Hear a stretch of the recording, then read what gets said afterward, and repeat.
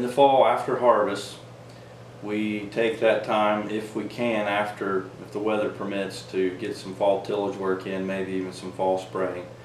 The winter is used primarily to plan for fertilizer purchases and seed purchases, and to evaluate what the year before did, kind of see where our yields are at and what worked and what didn't.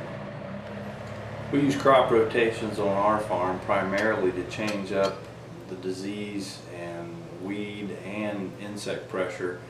If we feel if you were to plant soybeans per se year after year, you're going to be dealing with Phytophthora root rot and some other issues that is more relieved once you rotate that with corn. So we rotate corn and soybeans most of the time. We do try to incorporate double cropping with wheat, and with the spelts too, we're doing that for livestock feed. That makes a good rotation, in addition to the hay that we produce.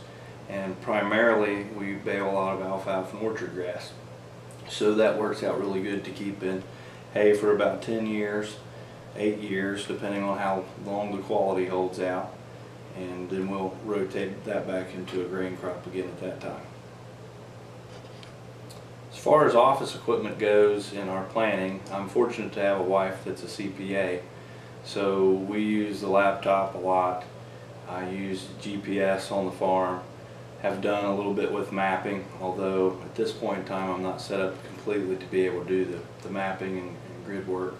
But my cell phone, I've got a smartphone that I use on a daily basis, and the internet, of course, and some of the programs for spreadsheets that we use, Microsoft programs, in addition to apps that I download on a regular basis, from Miller Welding in the shop to plant and weed identification.